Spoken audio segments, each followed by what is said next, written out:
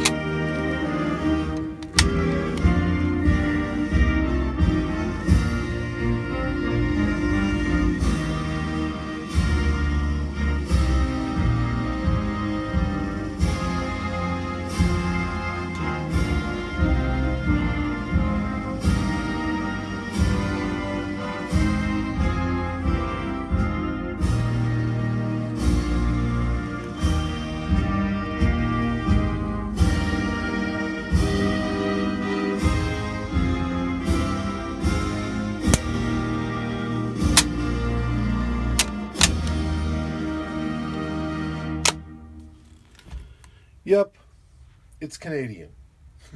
I know it looks British, but this is a Lee-Enfield number 4 Mark 1 star. Do I have that right? Oh my god.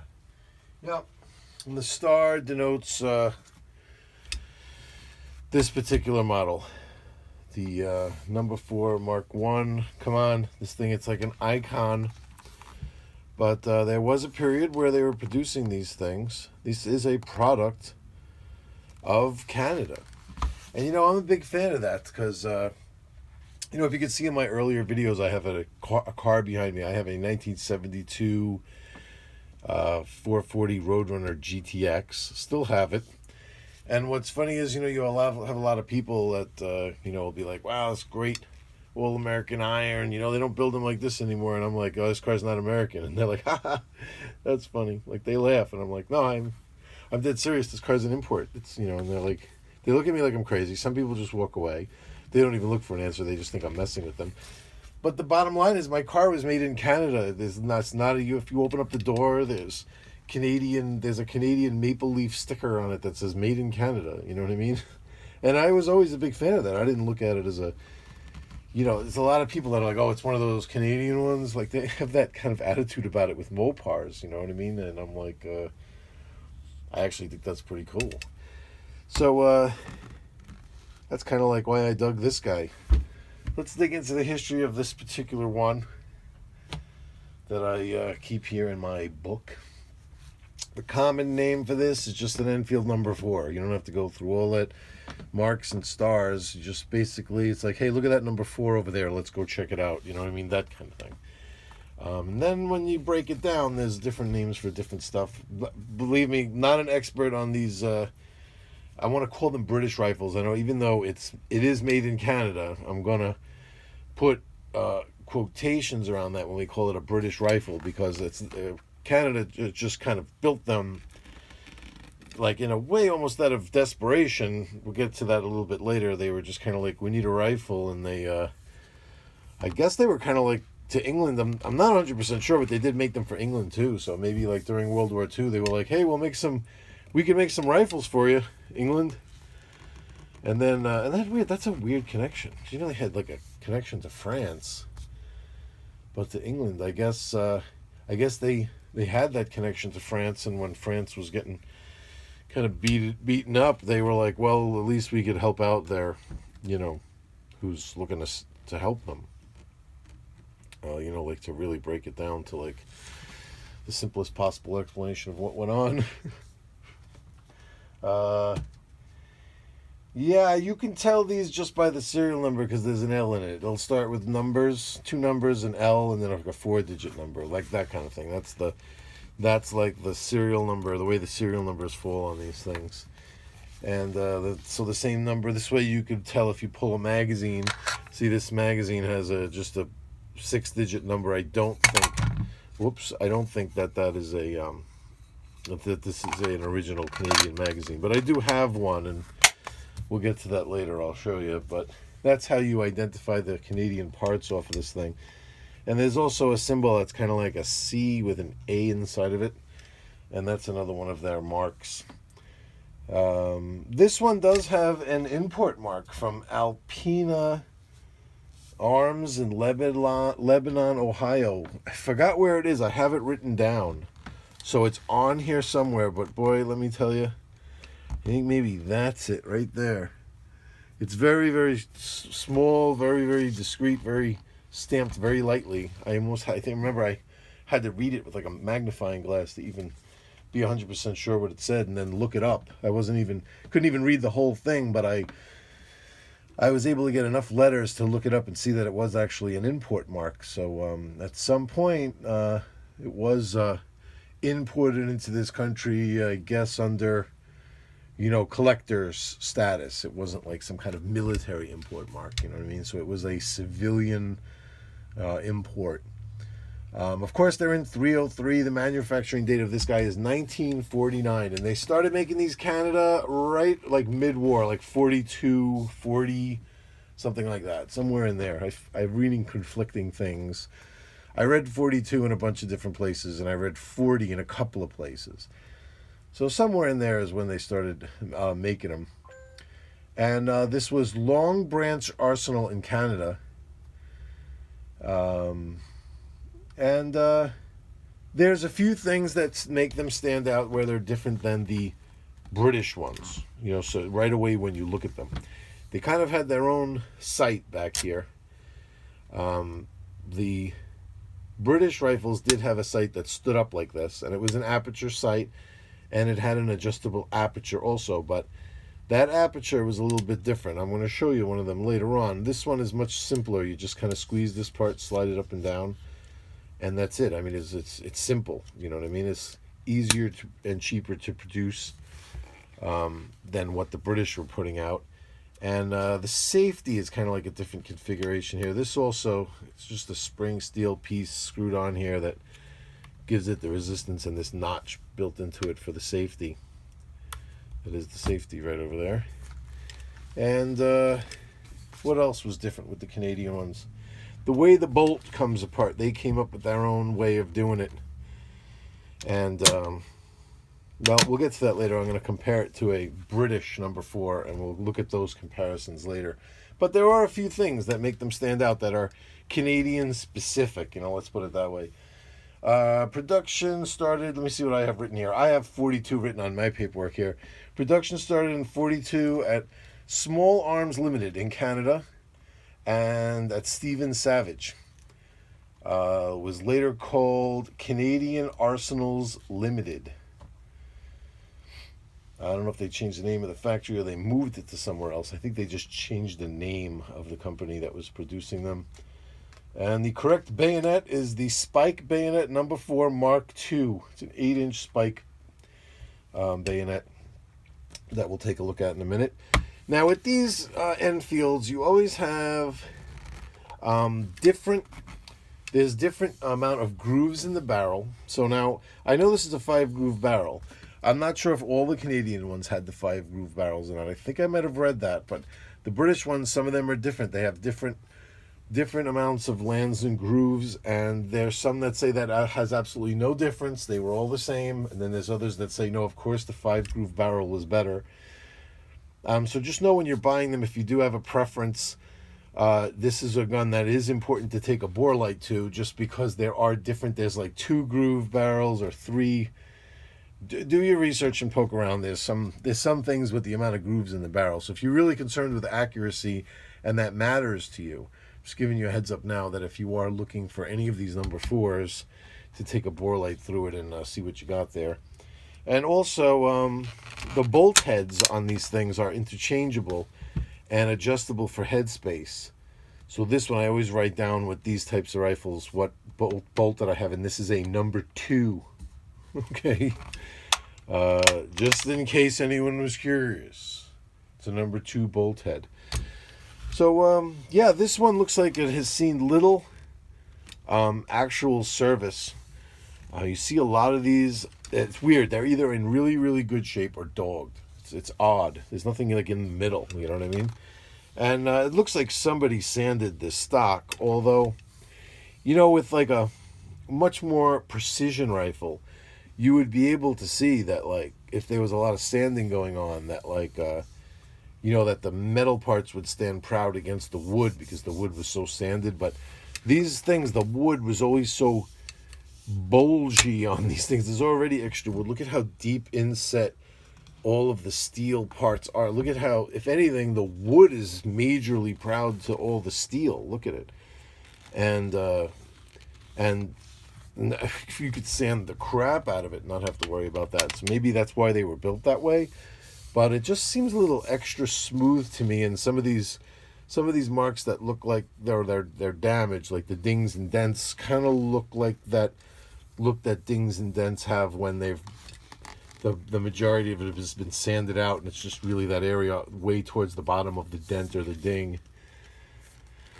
I'm just getting that feeling. I think this thing might have had, like a refurbishment. Let's put it that way. But I don't know. That maybe not. Maybe they all kind of had this satiny finish to the wood like that or whatever. And these are, it could have been just an Arsenal rework. Who knows?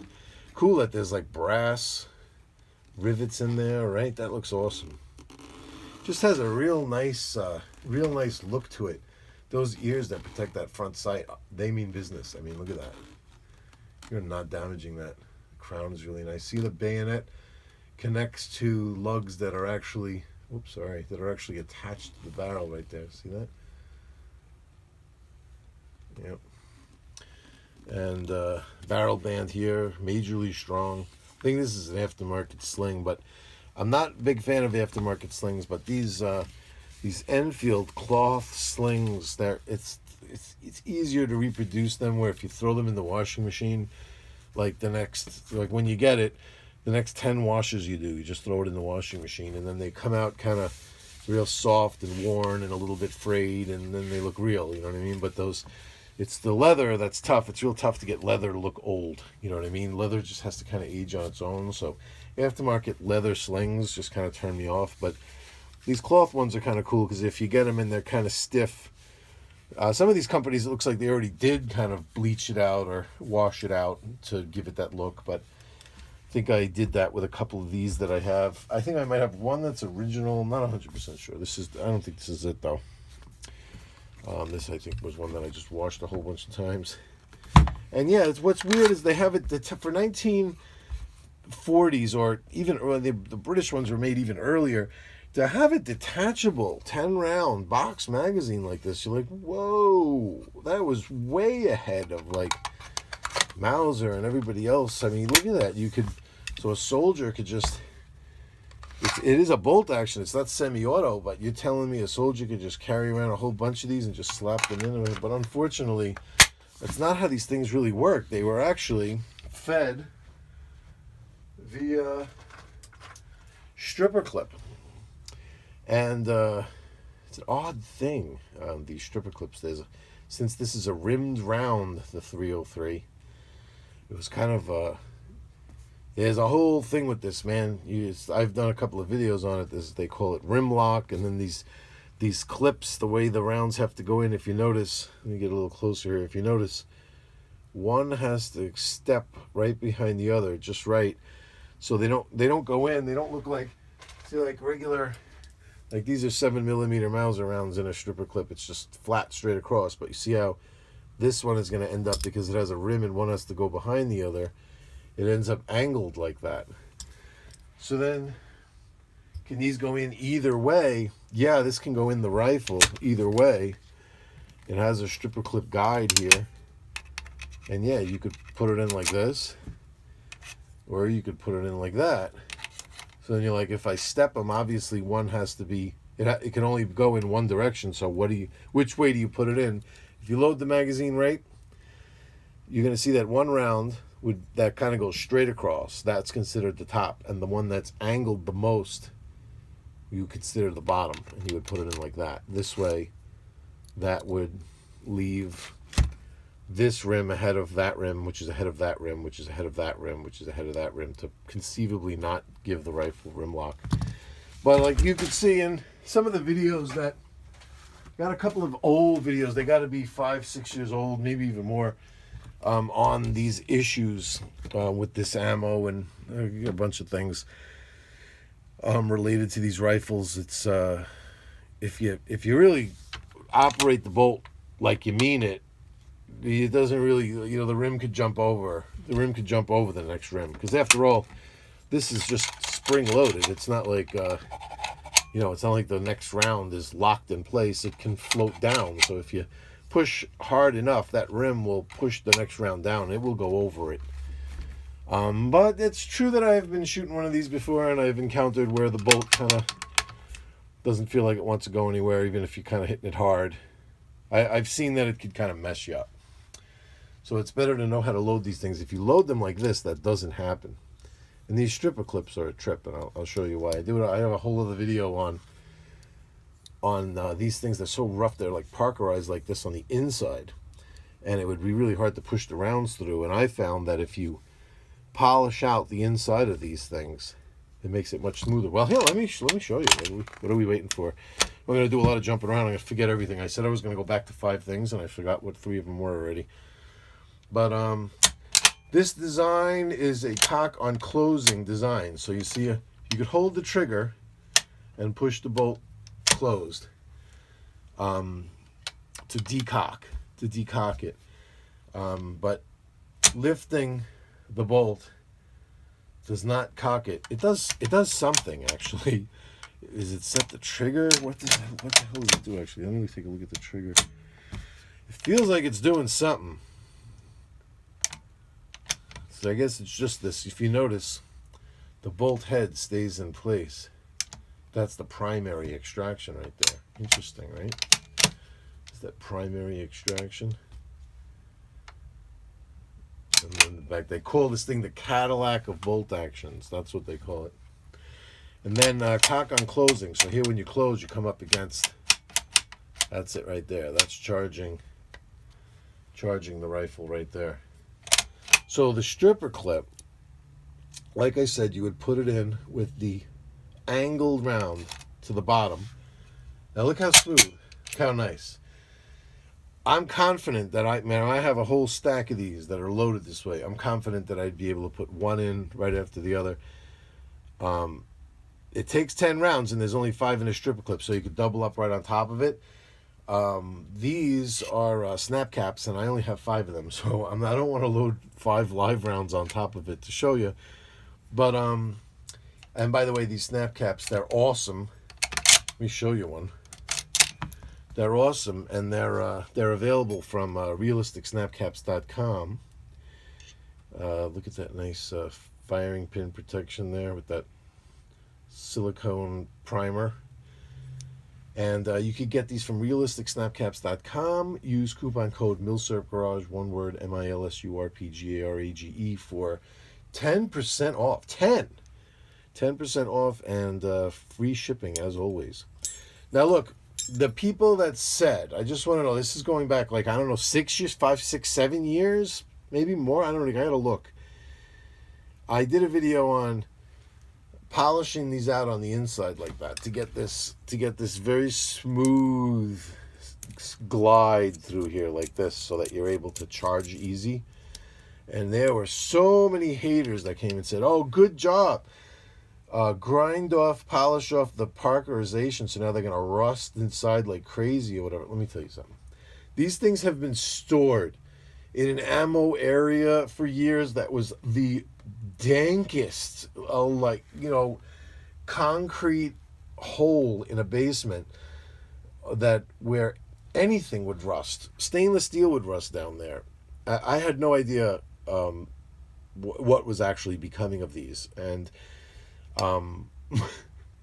and I have some of them in a protected area, more protected area, whatever. But a ton of it was ones that I did this to. I did this to a bunch of these stripper clips.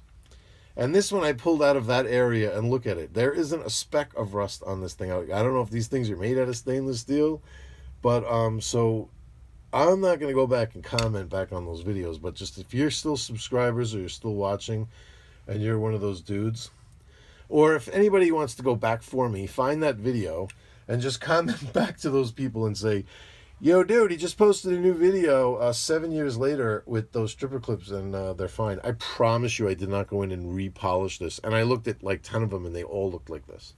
They're mint. So feel free. They were wrong. Feel free to go and polish them because they work much better. Or you could just drop these in like single rounds. And it's cool to use these snap caps because now we can just safely, without any danger of using live rounds and even having something jam up. You know, if the rifle's not working properly and you're trying to do stuff with feeding rounds, you know, like anything could have, that primer could get struck by the edge of the bolt. Or look at this big claw extractor there. That claw extractor could contact the primer if you try to bang it shut hard or something like that. Or you could have a problem where you feed around, right? Well, you could have an issue like this, let's say, where, let's just say a round like this is in there, you know, and you're not really sure, like, so the extractor didn't work or something, and you're working on a rifle, and now you go to chamber, you don't realize that's in there, and you go, and you're putting the sharp tip of the next round right into that primer or whatever. You kill yourself in your garage messing around with live ammo. Like, I highly recommend you don't mess with live ammo. That's what these things are for. They're made realistic. They're made not plastic. They're made to act and function like the real thing, because you want to do things like this, like check that feed ramp. See that feed ramp right there? Can you see that in there? I hope so. See, the tip of the bullet will contact that feed ramp, and that feed ramp's job is to do just that. See that? You have plastic. If you're messing around with plastic, if you're messing around with junk like this, these things, how do you expect to know if you're functioning properly? Things are garbage. This is why, you know, this is why I support this guy's product. I don't mean to go on and on. I hate to feel like I'm shilling, you know what I mean? But, man, these things opened up a whole new world to me to, like, really be able to just safely play around. And, you know, I love to watch how these actions work. Look at that claw extractor. That thing is not fooling around. It's, is it control? See, here's the thing. Is it controlled feed? Let's really look. See, and then you turn the bolt down. Man, it is the Cadillac of bolt action rifles. Boom. Very positive extraction with this rifle or whatever. Look at that. It always, these things were known. You've heard about that mad minute or whatever the hell they call it, where people, they fire this thing where they kind of like hold their hand on the bolt, and they fire using a different finger, or they fire using they like hold it like this and fire with this finger or something. I don't know. I've seen them do it online where they're firing really fast, because you could cycle this thing really fast and load these rounds. They say as fast as a semi-automatic. Some say, you know, like the real British rifle lovers. And yeah, it's. Let's see if it's controlled feed. Let's actually check that out. There's a thing over that. It's not push fed because here, we'll just put that one back in. Yeah, it goes up. Look, I'm already in control of that round. It's actually more of a controlled feed design than the Mauser. I never even noticed that. Look at that. The Mauser, you remember, it had to go almost up to here to fully capture that rim. Look at that rim already is up against the bolt face, and it's already controllable. And now it's fully up against the bolt face, but it was controllable. You always have an issue with that last one if you try to go slow. It's controllable even to this point. You could eject it at that point. Wow, that's pretty wild. I never even noticed that. I want to see that again.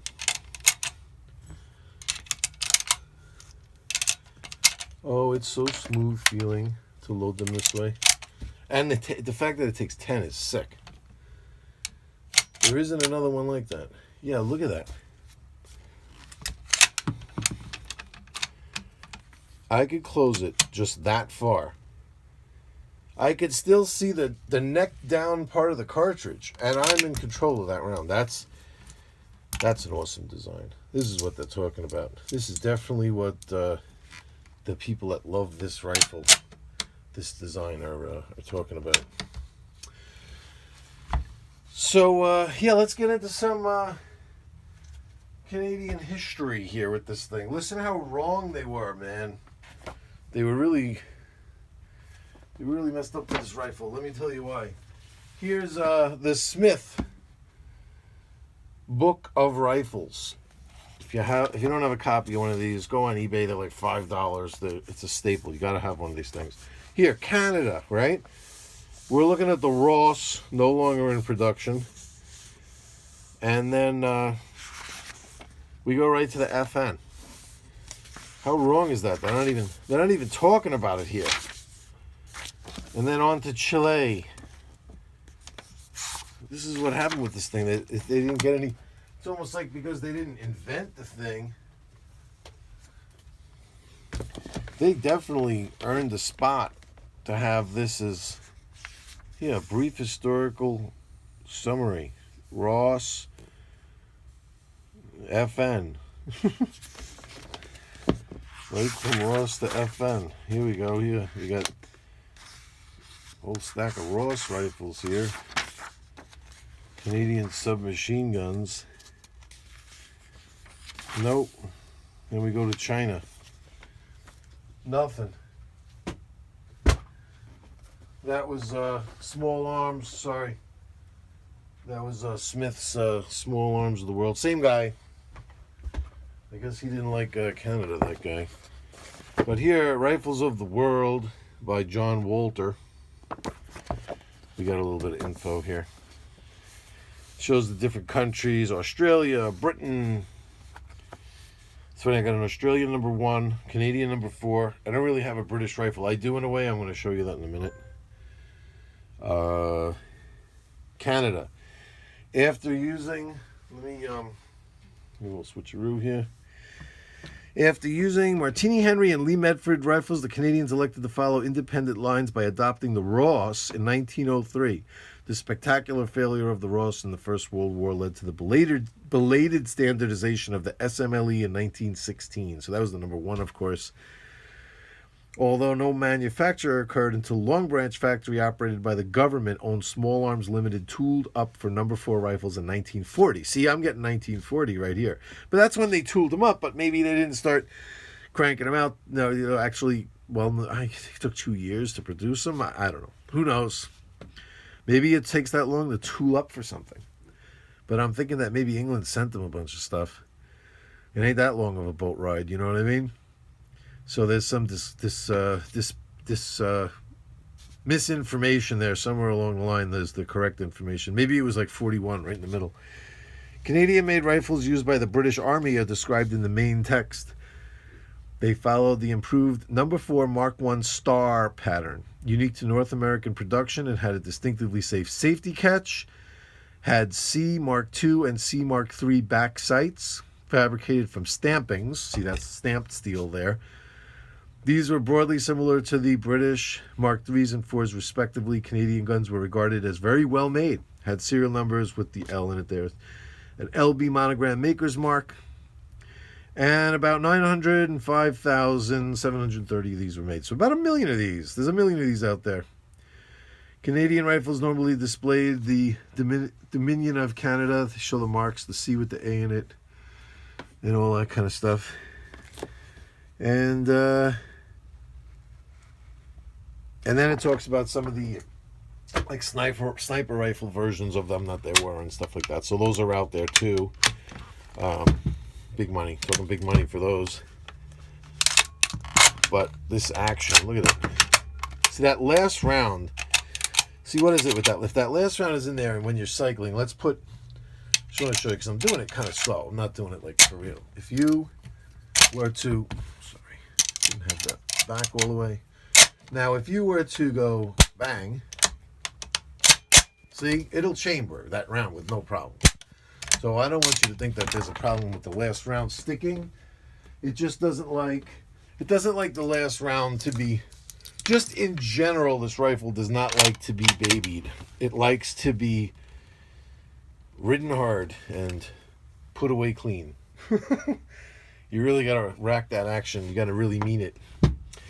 Now, how can I compare this thing to a British number 4 when I don't have one? Well, this is what I have.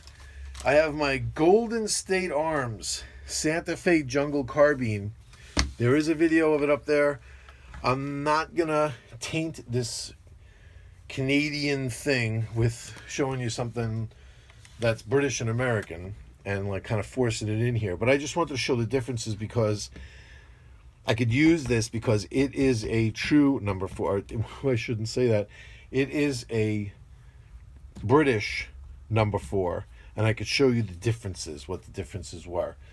But this itself, if you can see, it's number 5'd out. This is like the kind of like the number 5 muzzle flash guard and this buttstock, but it's not a number 5. I know you're looking at you like he doesn't know what he's talking about. It's a number 5. It's a Golden State Arms Company rifle. So it's a number 4 that in the 60s, the Golden State Arms Company modified to try to make a sporterized, kind of like a number 5. They called it the number 5 Jungle Carbine. But it's not a true number 5. It doesn't have all those lightning measures done to it and everything like that. And this is my dad's from back in the day. And back then you didn't think anything about drilling and tapping for a scope. He had a scope on here. I think he was hunting when he was a younger guy back in like maybe around the early 50s and got a bear with it. So to celebrate its Americanness, I have a Repro. It might be real. No, this is like a Repro GI sling. So I went totally crazy with this thing. But here's the rear sight. This is a true number 4 now, whatever. See, it's buffed here, and number 5 is put there by Golden State Arms Company. However, over here, it has the England and Maltby, I know it's upside down, and the Maltby 1942 stamping there. And it has the FIK, which is Factory Intensive, I forgot. What does that stand for again? I have it here somewhere. Factory Thorough. It's FTR. Factory Thorough Repair. Stamped on this one. But definitely British. And look at this rear sight. The difference. This is milled. And it has this micrometer type of adjustment here. Instead of just that well, I want to say cheaper, but you know what I'm saying. I'm not calling it cheap. It's just a less complicated, cheaper to produce stamping that you just squeeze and slide. So you didn't have to have all these more perfectly fitting parts. You could see that the safety is different. Instead of just this stamped spring steel piece right in there, it's more of a milled piece that uses a spring action here. See it? There's like a spring action piece in there that adds the spring action to it, whereas here, I didn't think there was a spring action piece in there. I thought it was just the steel that did it, but no, there's also a piece in there. So it's different. It's definitely different, but it's different, but it's just the mounting piece that's really different. This also has a captured spring-loaded chunk in there that works like that. And what else was it? It was the bolt release. The bolt release for the Canadian rifle. Well, let's show originally the British ones. This is how the British did it. It has a plunger here, back here. It's like a plunger that pushes down. So the bolt head does not rotate, and it just goes all the way back into this spot. You have to lift the sight to do this. You would press this plunger down here and rotate the bolt head. So you'd press the plunger. I don't want to block you. Press the plunger, and you would rotate the bolt head up and out of the way. Actually, no. What you do is, okay. What you do is you would press the plunger down then get the bolt head into that spot right there, and you would be able to rotate it up, and then the bolt would be able to come out. And this bolt head is different. This is a number 1 bolt head. Same 5-groove barrel in this one, but a number 1 bolt head. And then you press this down, and the bolt goes back in. So that it's kind of complicated having this thing here with a spring and all of that. So they simplified that, and they just went with a gap right here in the rail. So when you line up the bolt head right there in that gap perfectly, it just rotates. It simply rotates up. And the same thing, boom, bolt's removed. It's out. Look at that. Look at that bolt face and that extractor. Oh my God, that means business, that extractor. And you don't have to lift the rear sight for this one. And when you push it home, it clicks into place. And there we go. So that they changed. They made easier. And look, this is not a cheesy rear sight. Don't get me wrong. It's just stamped steel. But it's a quality piece. It's solid. Listen to it come up. And the adjustment is very positive. It clicks into place. It works good. Don't get me wrong. It was a change that the Canadians made, and it says CM3. That's what I just said before. CM. Was it with a K or with a star? What the hell was it again? Did I close that book? Oh, I closed it. But it does say what it just stated, what kind of sights it was. It does have that on there. And you can see the writing. Well, why I'm doing everything upside down, I don't know. But let's turn this straight right side up for this. C, which would be Canadian, of course. Number 4, Mark 1 star, Long Branch, 1949. The serial with the L, and there's that symbol down there. The C with the A inside of it. And here's what's something that's interesting, is the Golden State Arms Company gun has a magazine with the proper serial number for a Long Branch. However, the magazines for these, okay, the thing about them is they're kind of fitted. I got good at this years ago, but I've lost my touch, so I ain't messing with these things anymore. But these look adjustable, and you can tell that they've been moved, and you could tell that just by the paint missing off of them that there's something going on there. And back here, these are very important. And here's the follower, leaves all of that stuff behind, obviously. And how these lips are adjusted is very important to how these things work. And you see how well this one works. And if I may, I'll show you how well this one works too. This is the Golden State Arms number 4. Here's number 5. I don't know.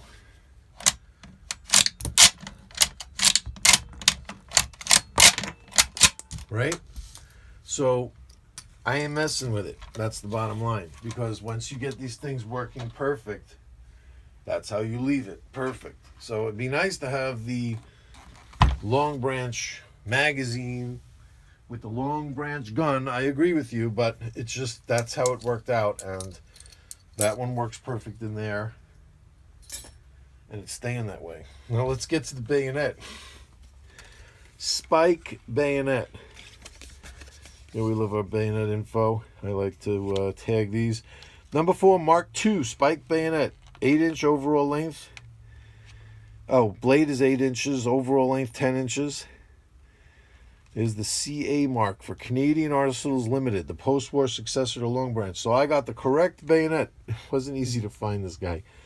There are a lot of them out there, but produced approximately 5,000 number 4 Mark II bayonets during the Korean War.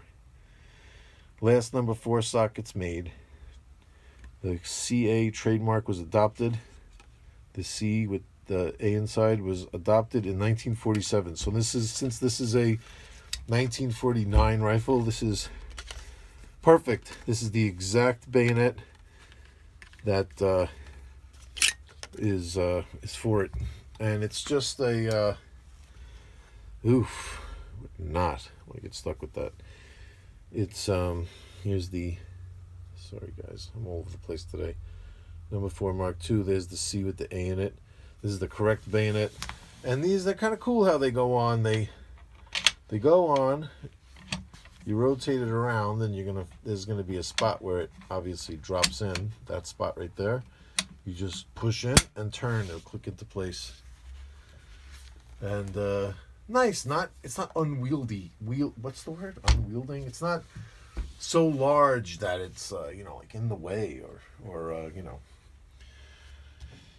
it gets to a point where the bayonet is so long that it can mess your mobility up where you don't want it on that much. You know what I mean? And this one you could kind of get away with still being mobile with it on there. And that's serious. That's serious right there. It's not gonna bend. I'll tell you that. It feels solid, and the way it connects on there is solid. But you do always kind of worry about these ones that shroud the barrel completely like that. Like, do they affect accuracy? Be interesting tests to do, but not ones that I could readily do at this moment. And that button on the bottom there, as you can see, just pops it right off. And that's the bayonet, and that's the rifle. And what else did I say I was going to get back to, and then I didn't? Oh, I could show you how these load. If I knew what I did with the other rounds. Can you give me a second to look for them? I would have to have all 5. Oh, here's one that's 4. I could have sworn I had them all up on the table here. Where did you go? I got it. Okay, I did have them on the table. It rolled under something. All right, here we go. I'm going to show you how to do it. This is going to piss everybody off because there's so many people that know how to do this, and they all do it a different way. So you just slide one in, first of all, to start it all off. Now you want to just keep going in the same direction. If you're going to put this one under that one or on top of it, that's depending on how you want to do each one, you have to do them all the same. I like to put it in and then tilt this forward. So now I got plenty of room where I could get this rim behind that. See, so it's very easy to tilt that down and then go behind it. And then that's what I just keep doing. I just keep tilt that down, go behind that one. Tilt that down, go behind that one. Tilt that down, go behind that one. And when I'm done, I square them up. And you have that same look again. Where the top one is going to be the one that goes straight across. And that angled one is going to be the bottom. And then this way, this rim is ahead of that rim, which is ahead of that rim, which is ahead of that rim, which is ahead of that rim. Now you saw, when I was just chucking them in here, I wasn't putting them in any particular order. You know what I mean? So what I'm saying is, here, let's put it backwards. So I would have this rim is going to be behind the one under it, which is going to be behind the one next to it. Let's see. First of all, it's not as easy to get them out of the stripper clip that way, but it'll work because I polished these, so it will work. Now, that rim is behind the rim underneath it. Didn't really seem to have a problem there. All right, now this one's behind the next one. It just jumped over, see? The magazine spring isn't that strong that it's pushing that up where it's not letting it by. See, it's going right past it. But every once in a while, yeah, you'll have an issue. Look, watch.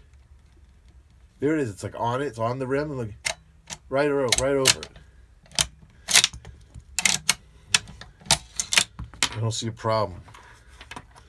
I don't see a problem, people. British. They knew what they were doing. They must make fun of us when we talk about, like, rim lock. I had rim lock, and my Lee-Enfield couldn't even use it. It was useless. This British rifle. Where's my Garand? Because this Enfield, I can't even. The British are just like bang, bang. You know what's really cool? It's they say that this cock on closing is better because what it does is it isolates. It isolates like when you're. Let's do it like this. Let's do. We had a round chambered and we fired. So now we fired. Now this is when we have to like eject a round and charge another one. So we're not just cycling a empty rifle. Which again, there's another good thing to have these snap caps is because you could actually play around with how it actually feels when the rifle's doing its work. Not just, hey, it functions fine. It's like, yeah, well, it's not doing anything. It's just like spinning the wheels of a car without running the engine or putting it on the road. It's like, yeah, the wheels turn, but will it function? You know what I mean? Will it function in it the way it's supposed to function? With these in here, we can actually check it. So now we have to eject around and load another one, not just cycle the action. Now, they say that it's better that this move up and back is left completely just for extraction. You don't want to be charging the rifle. You don't want to do everything all at once. Let's take it step by step. We could have had something wrong. We could have brass stuck here. We could have had an overpowered round that's kind of fire formed to the chamber that's welded in there. Who knows what could be? There could be issues here. So we really need to be able to have that primary extraction doing just that. That was the primary extraction. I can see the rim already sticking out over there because of that primary extraction. Let's look at that again. The primary extraction right there. Pulls it to there. Breaks it free. Then the ejection. Pulling back on the bolt at this point, all it's doing is ejecting the brass. That's its whole job of that cycle. Now, closing, it has a job. Pick up the round, tip of the round against the feed ramp into the chamber. Job accomplished. It's ready to rock. It's right there, ready to go. What's left? Charge the rifle. Now that everything else is done, the only thing we're doing right here, this motion, is charging the rifle and turning it down. You see what I'm saying? So it breaks everything up. If this would be like a Mauser, let's say, primary extraction and cocking are done with the lift. You know what I mean? You're doing double duty on certain actions, and then other actions are just left to be. There's no job being done. So it's kind of like if you look at it, where a rifle like this, the cock on closing, the Enfield design, it breaks apart every step that needs to be done and puts it in its own motion. Up is one, back is another job, forward is another job, charging is another job, turning down the bolt is another job. And it's each one of those motions does a job. So that's why I think it's like faster. They say that it's faster and it works better. That's the reason why I think it's going to have a much smoother feel. The Cadillac of bolt action rifles. I like that. Yep, Canada. My hats off to you. You guys are awesome. I'm going to play it again on the way out. I'll see you all later. I'm going to be back. This is a new rifle to us. We haven't seen this one yet. I'm going to be doing a couple of revisits. I'm going to be introducing some new stuff. And listen, don't forget about these guys. The link is going to be in the description. I don't know if you'll actually be able to click on it. I like to leave it unclickable just so that I don't want YouTube coming over here and abducting me. They don't seem to like when they seem to think that I'm like selling ammo. You're not allowed to actually sell ammo. And you see how these things get beat up, but it doesn't matter. It doesn't matter. They just keep on going. They're made out of specific special materials. These are not lead tips here. They're steel. They're bonded. Trust me. Get a set and you'll be a believer, and you're going to get a set for every rifle you like to play with. These 303 ones are awesome. And it's realisticsnapcaps.com.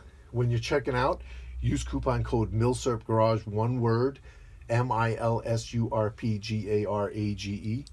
That's 10% off, free shipping. These rifle rounds are a little bit more expensive than the pistol rounds, but that's not saying much because the pistol rounds are super cheap. It's really not that bad. Take a look. they make great gifts. The season's coming up. How awesome would these things be for a gift? And listen, talk to this guy. Send the guy an email. It's a company, all American made, all American tooling used to make these things. The guy's in like Arizona. This is a good old boy. Email and let him know if you want to get a pack of these for every caliber that you have. Let him know. Maybe he'll work with you. Maybe he'll even give you a bigger discount. If you want to get a whole bunch of stocking stuffers from this guy and you want to order a whole bunch of these things, call, because they do discounts for schools and places that use these things. A lot of schools and military training facility type places that use these things. So he's used to working out stuff like that. Anyway, yeah, these things are awesome.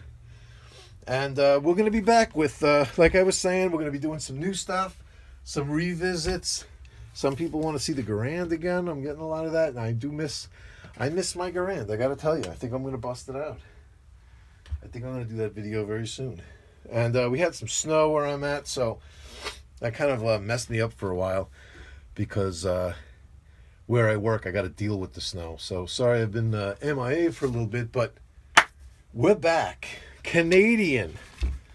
And you all have a good one, and I will see you soon. That's what I'm talking about.